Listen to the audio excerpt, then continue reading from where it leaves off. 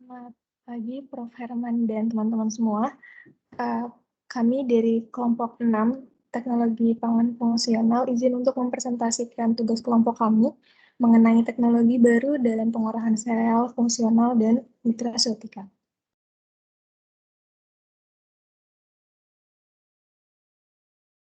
Berikut adalah anggota kelompok kami, ada Dara Patni, Devintia Wumili, Fadila Fani, Hasan Mustafa Widayat, Mutia Latifah, Nur Hidayatul Fadila, Rizka Dwi Amalia, Sari Juliani, dan Yulia Kumalasari. Adapun outline pembahasan kami pada pagi hari ini, yaitu pertama ada pengenalan, yang kedua serial dan aplikasi makanannya, yang ketiga teknologi baru dalam pengolahan sereal, dan yang keempat prospek masa depan. Yang pertama yaitu pengenalan.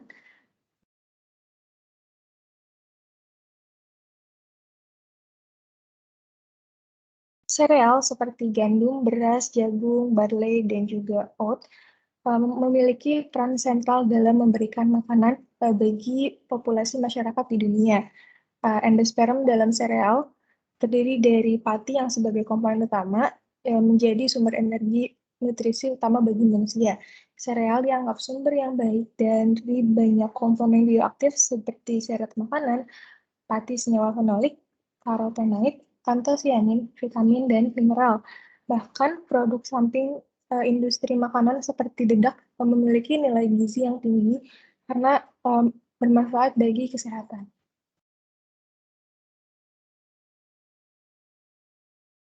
Serangkaian teknologi tradisional pernah diterapkan untuk mengubah karakteristik sereal dan mentransfernya ke makanan siap saji, seperti menggunakan penggilingan kering, ekstrusi secara mekanis, fermentasi secara alami, dan juga penggunaan untuk menyiapkan makanan fungsional guna memenuhi permintaan yang meningkat dan mengubah persepsi konsumen terhadap nilai gizi makanan yang dikonsumsi.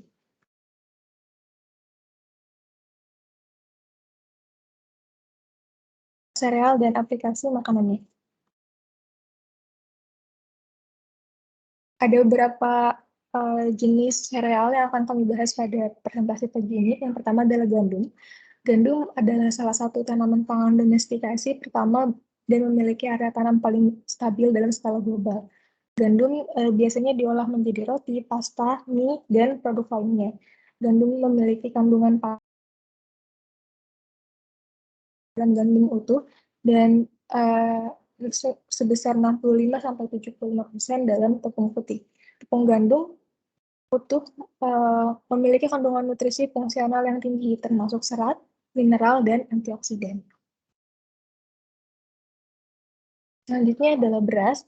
Beras merupakan produk makanan utama bagi separuh penduduk dunia.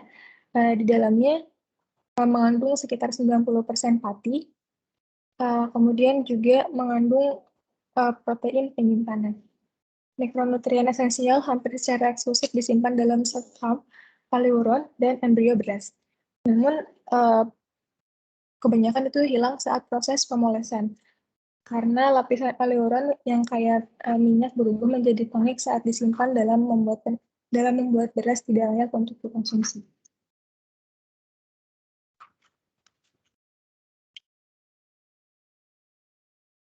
Saya izin melanjutkan. Selanjutnya adalah jagung. Dan jagung sebagai bahan makanan sangat penting di Afrika dan Amerika Tengah dan Selatan. Jagung mengandung sekitar 72% pati, 10% protein, 4% lipid, serat kasar tinggi pada kulit biji, atau 87% dari kulit biji, ingat 1970.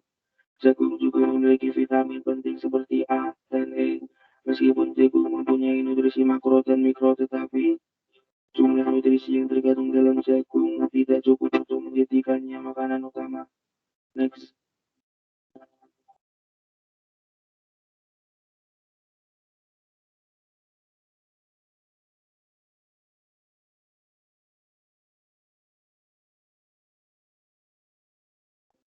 Selanjutnya adalah barley.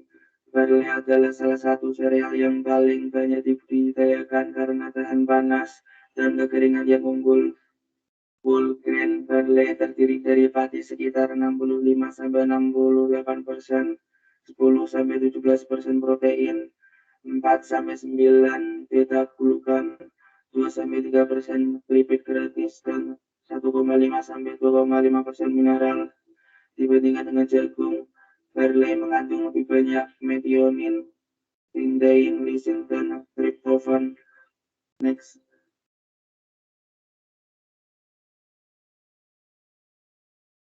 Selanjutnya adalah oat. Oat berbeda di antara sereal lainnya karena karakteristik multifungsi dan nutrisinya. Profil kemajuan terbaru dalam makanan dan gizi telah mengungkapkan pentingnya berbagai komponennya. Oat menyediakan sumber yang baik dari serat makanan, terutama beta-glukan, mineral, dan nutrisi lainnya. Oat juga terbukti bermanfaat dalam mengatasi berbagai penyakit seperti diabetes. Next. Dalam produksi sereal, tidak keras bersama dengan bibitnya sering dihilangkan selama penggilingan dan pemrosesan. Sayangnya dedak yang dibuang ini mengandung fitokimia yang menyehatkan. Dedak gandum dianggap sebagai produk sampingan yang berharga karena merupakan sumber terkonsentrasi serat tidak larut, mineral, vitamin B6, tiamin, folat, vitamin E, dan antioksidan seperti senyawa fenolik. Next. Mungkin nanti akan dilanjutkan oleh teman saya. Terima kasih.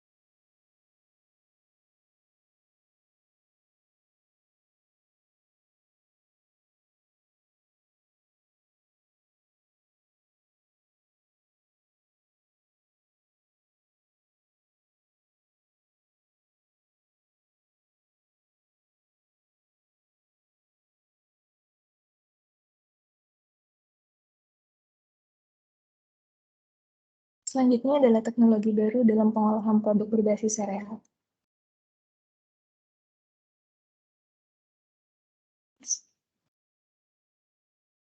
Teknologi pertama yang akan kami bahas yaitu penggilingan kering. Unit industri penggilingan kering sereal biasanya terdiri dari 4 tahap, yaitu pertama tahap penerimaan dan pembersihan biji-bijian, yang kedua tahap pengkondisian, yang ketiga pengurangan ukuran, yang keempat klasifikasi dan pemeriksaan fraksi. Dengan menerapkan penggilingan kering, ukuran sereal berkurang dan endosperm bertepung mekanis dipisahkan secara dari kernel dalam proses tradisional.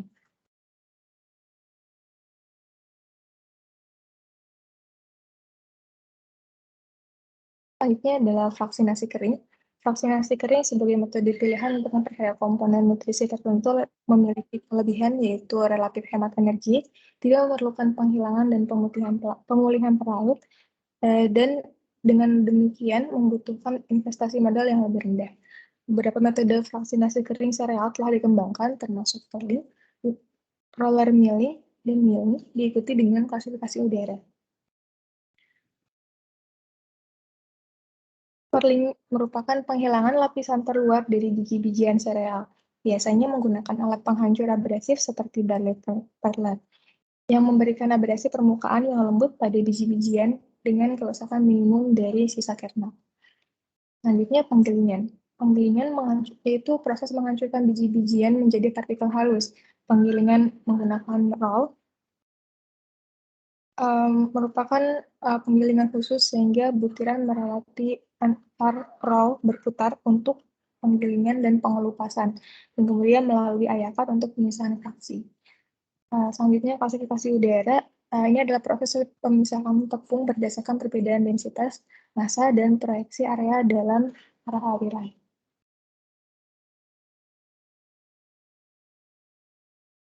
Selanjutnya adalah teknologi pencitraan untuk produk penggilingan kering, yaitu merupakan teknik pemeriksaan cepat yang menggabungkan spektroskopi molekuler dan pencitraan digital, kemudian memberikan informasi tentang morfologi, komposisi, struktur, dan konsentrasi suatu bahan.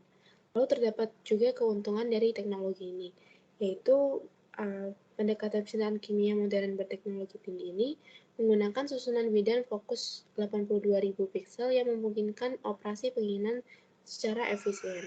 Kemudian menghasilkan campuran jumlah produk samping endosperm dan non-endosperm gandum yang bervariasi, kemudian dapat mendeteksi spektrum inframerah dekat, dan mengklasifikasi setiap piksel dari spektrumnya berdasarkan profil multivariat kualitatif yang ditentukan sebelumnya.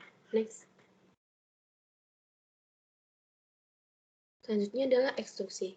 Ekstruksi adalah proses di mana produk cair atau semi cair dipaksa melalui penampang yang diinginkan dengan tujuan meningkatkan keragaman jenis produk pangan dalam berbagai bentuk, tekstur, warna, dan cita rasa. Kemudian terdapat kategori ekstruksi pembentukan, dan yang kedua itu adalah pemasakan. Nah, pembentukan ini itu terdapat ekstruder geser rendah yang digunakan untuk mencampur dan membentuk bentuk produk yang diinginkan dengan memasukkan energi minimum.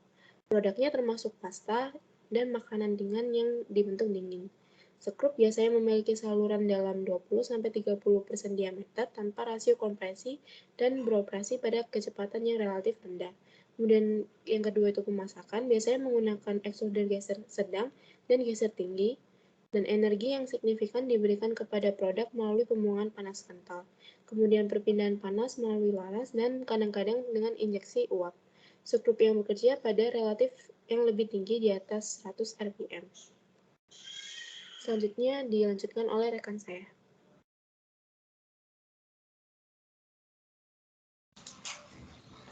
Yang selanjutnya adalah produk makanan baru dengan nutrisi yang lebih baik dengan ekstrusi.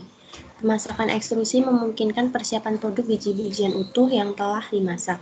Hasil penelitian menunjukkan bahwa komponen nutrisi seperti protein total, serat makanan total, zat besi, dan kalsium hadir dalam tingkat cukup besar dalam semua jenis sereal dengan kandungan anti nutrisi sangat rendah. Profil kecernaan dari pati yang tinggi disebabkan oleh efek perlakuan panas berlebihan saat ekstrusi.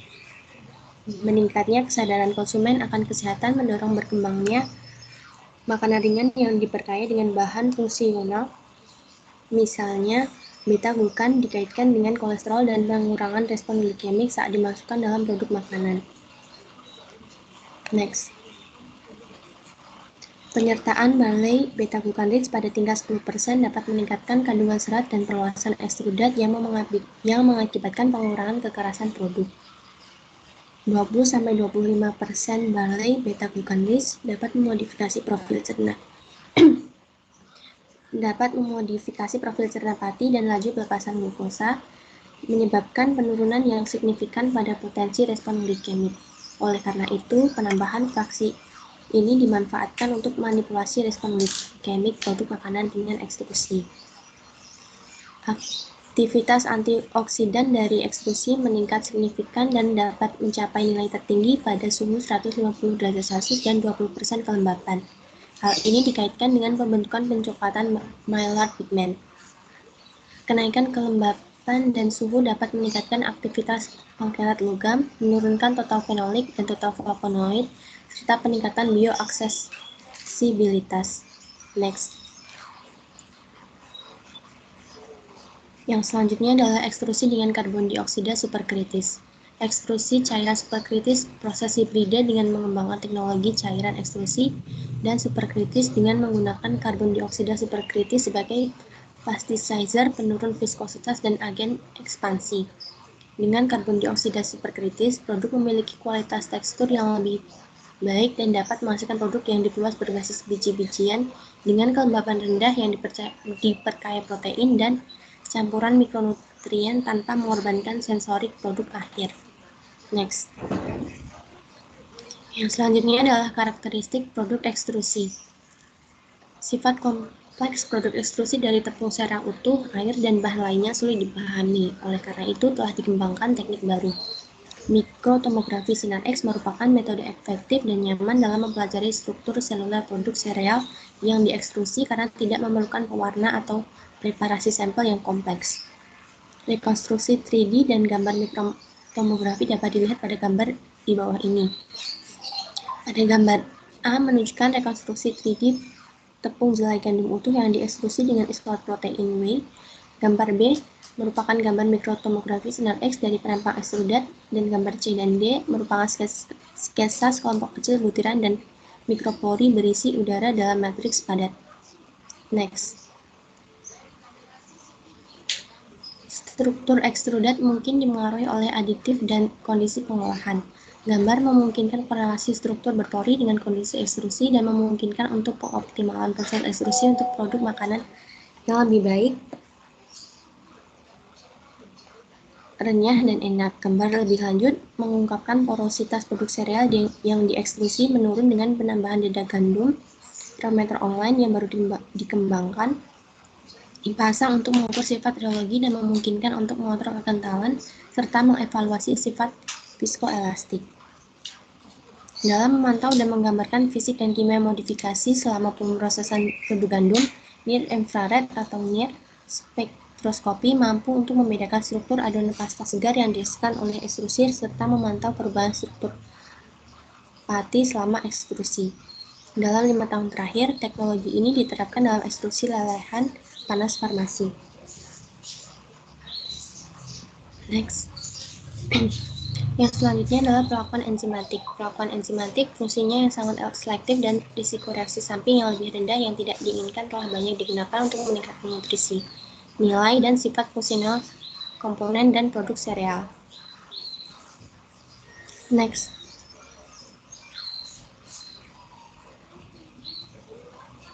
Yang selanjutnya modifikasi protein. Protein penyimpanan termasuk prolamin dan glutein adalah protein utama dalam biji-bijian sereal seperti gandum, jagung, dan barley. Karena sebagian besar asam amino hidrofobik, protein penyimpanan sereal tidak larut dalam larutan berair dan mudah membentuk agregat yang mengganggu sifat fungsional. Untuk industri makanan, protein menyimpan sereal biasanya diproduksi sebagai produk sampingan dari pengolahan makanan seperti ekstraksi pati dan pembentukan bir barley. Pemanfaatan produk samping memerlukan teknik modifikasi untuk meningkatkan fungsional karakteristik. Next. Yang selanjutnya adalah hidrolisis protein. Terdapat 3 perubahan utama terjadi selama enzimatik hidrolisis protein makanan. Yang pertama adalah ikatan peptida dipecah dan dapat menurunkan berat molekul protein.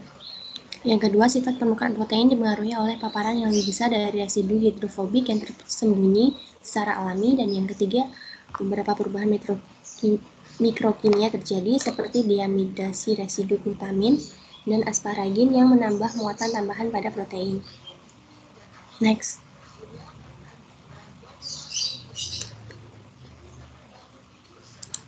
Enzimatis diamidasi. Transglutaminase, protein glutaminase, dan peptida glutaminase adalah enzim yang mengkatalisis reaksi diamidasi. Meskipun mekanisme reaksi enzim-enzim ini sama, mereka menunjukkan spesifitas yang berbeda terhadap substrat. Transglutaminase sebagai enzim transfase mengkatalisis pembentukan ikatan isopeptida antara gugus karboksil dari glutamil dan gugus amino primer dari rantai samping lisis. Protein glutaminase dan peptidoglutaminase hanya menyerang residu glutamin tetapi tidak residu asparagin, lebih disukai dalam protein dan peptida pendek. Masing-masing enzimatik diamidasi telah diterapkan untuk memodifikasi protein sereal untuk meningkatkan fungsionalitas, seperti peningkatan kelarutan dan kapasitas pengemulsi. Selain manfaat fungsional, diamidasi dapat meningkatkan bioaktivitas protein yang dimodifikasi.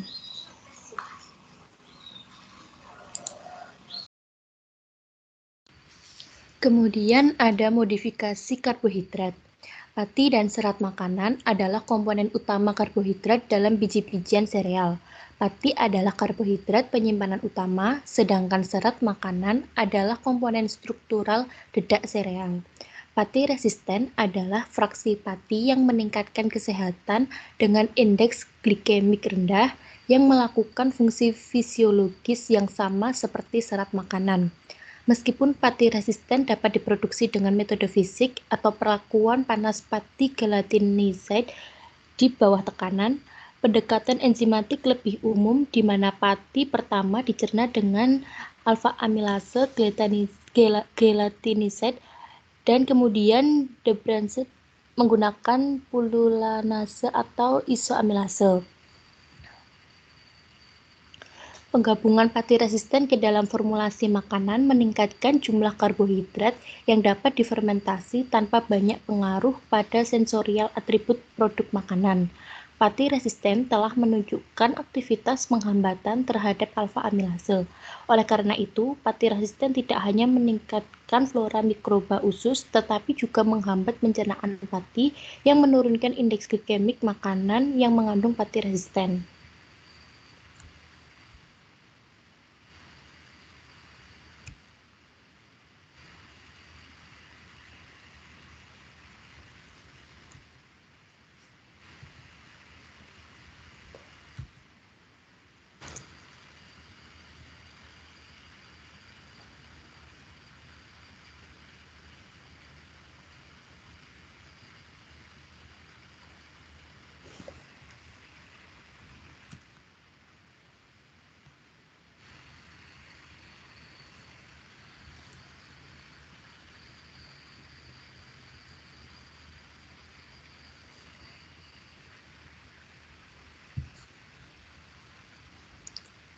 Kemudian ada fermentasi.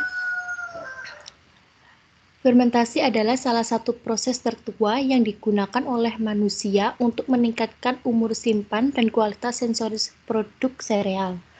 Peran pengawet fermentasi tergantung pada konversi kimia komponen sereal, khususnya karbohidrat, menjadi alkohol, asam, dan karbon dioksida. Aktivitas fermentasi mikroorganisme telah diklasifikasikan berdasarkan produk akhir menjadi 4 kategori utama: alkohol, asam laktat, asam asetat, dan fermentasi alkali. 3 kelas fermentasi pertama adalah proses paling populer dalam makanan fermentasi berbasis sereal. Meskipun sebagian besar makanan fermentasi tradisional diperoleh dengan menggunakan mikroflora asli, kemajuan terbaru dalam mikrobiologi dan pengolahan makanan telah memberikan kesempatan untuk memanfaatkan mikroorganisme fermentasi sebagai kultur starter dan kemampuan untuk memicu dan mengontrol proses fermentasi secara hati-hati sehingga akhirnya meningkatkan nutrisi dan kesehatan. Kemudian ada probiotik dan prebiotik.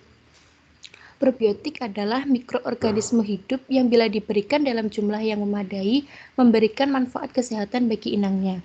Mikroorganisme ini meningkatkan keseimbangan mikrobiota usus dengan mengubah pH usus dan menghasilkan senyawa antimikroba seperti bakteriosin, asam organik, dan hidrogen peroksida. Kultur bakteri utama yang disajikan sebagai probiotik adalah genus Lactobacilli, Bifidobacteria, dan Eubacteria. Kultur starter probiotik memiliki aktivitas proteolitik yang memungkinkan mereka untuk mensintesis atau melepaskan peptida bioaktif dari protein sereal. Spesies tertentu dari Lactobacilli sangat proteolitik dan melepaskan peptida bioaktif dengan berbagai bioaktivitas, misalnya antihipertensi, antioksidan, antimikroba, dan opioid, tergantung pada bakteri dan substrat protein. Kemudian prebiotik. Prebiotik adalah kelas luas oligosakarida yang tidak dapat dicerna tetapi dapat difermentasi oleh mikroflora usus. Karakteristik struktural oligosakarida ini melindunginya dari pencernaan oleh enzim mamalia di lambung dan usus halus. Sedangkan bakteri sakarolitik mampu memfermentasinya di usus besar. Produk asam setelah fermentasi secara signifikan mengurangi bakteri patogen dan menggeser keseimbangan menuju probiotik yang berharga. Oligosakarida prebiotik dapat dilepaskan dari arabinosilan, komponen serat makanan utama dedak gandum. Oleh karena itu, roti yang diperkaya dedak merupakan sumber oligosakarida prebiotik yang cocok.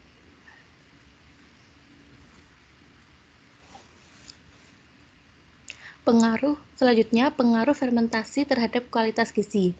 Fermentasi meningkatkan tingkat senyawa fenolik, bioaksesibilitas, dan kapasitas antioksidannya. asam ferulat, senyawa fenolik utama dalam biji gandum, menunjukkan bioaksesibilitas yang lebih besar secara signifikan dalam in vitro model usus besar manusia setelah bioproses kombinasi yang melibatkan fermentasi ragi dan hidrolisis dinding sel dengan perlakuan enzim. Demikian pula, konsentrasi asam ferulat yang lebih tinggi dalam plasma setelah konsumsi bioproses roti yang berkorelasi dengan kapasitas antioksidan plasma yang setara dengan Trolox. Pengaruh fermentasi pada folat, yakni meningkatkan pengiriman folat ke sirkulasi darah sebagai akibat dari fermentasi ragi sereal. Kandungan tiamin dan riboflavin dilaporkan menurun selama pemanggangan, tetapi fermentasi ragi sebelum pemanggangan meningkat retensi total tiamin dalam roti fermentasi. Selanjutnya, fermentasi dalam produk sereal bebas gluten. Selama pencernaan, keluarga peptida yang kaya akan pro dan clean dilepaskan. Peptida ini berikatan dengan sel penyaji antigen yang menghasilkan produksi antibodi. Beberapa formulasi, misalnya pada pati, produk ini mengalami styling cepat dan nilai gizi rendah. Aditif protein dan sereal seperti susu bubuk skim atau protein telur ditambahkan ke dalam formulasi untuk meningkatkan nutrisi dan sifat reologi roti. Modifikasi pencernaan protein melalui proteolisis menjadi metode yang paling efektif untuk mengurangi alergenisitas gluten. Namun, ini akan membahayakan sifat viskoelastik dari jaringan protein dan pendekatan untuk mengurangi alergenisitas in vivo tidak ditunjukkan dengan baik. Proteolisis awal dalam hal ini dilakukan oleh protease yang berasal dari tepung gandum atau rye. Proteinase diaktifkan dalam kondisi rendah pH dan menghidrolisis gluten menjadi peptida. Hidrolisis lebih lanjut dari peptida besar menjadi peptida pendek dan asam amino dilakukan oleh peptidase intraseluler yang dilepaskan oleh bakteri asam laktat.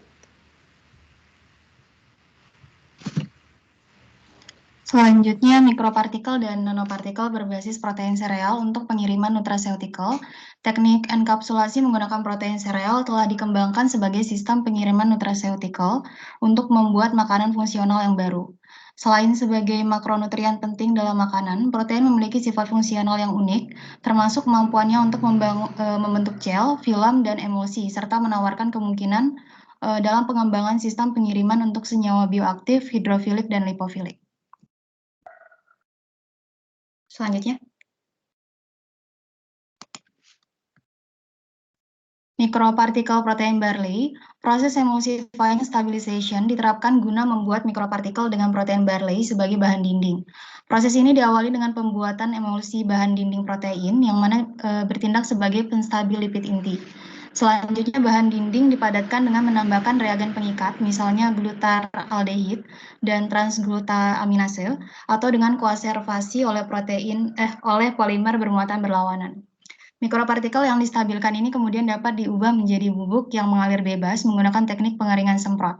Sistem emulsi yang distabilkan oleh protein globular yang terdiri atas whey protein dan protein kedelai dinilai lebih menguntungkan dari sudut pandang industri, di mana emulsi hanya membentuk agregat yang dapat larut melalui permukaan interaksi hidrofobik setelah perlakuan tekanan tinggi.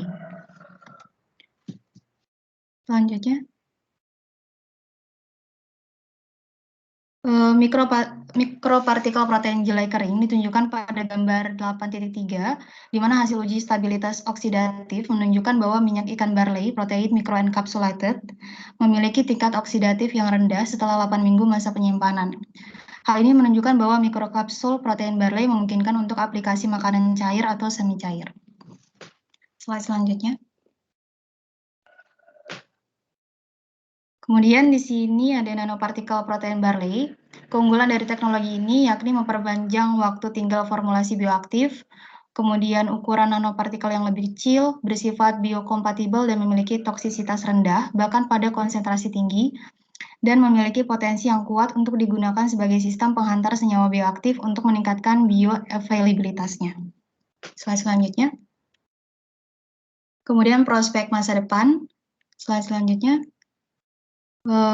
Prospek masa depan dari teknologi baru dalam pengolahan sereal fungsional dan nutraceuticals diantaranya mendorong pengembangan makanan dan bahan sereal yang mempromosikan kesehatan, kemudian meningkatkan profil gizi makanan dan memberikan manfaat seperti pencegahan dan pengobatan beberapa penyakit, serta mendorong pengembangan teknologi baru atau teknologi yang sudah ada dengan efisien yang lebih tinggi. Slide selanjutnya. Sekian presentasi dari kelompok kami, lebih dan kurangnya kami mohon maaf. Selamat pagi untuk Prof dan teman-teman sekalian.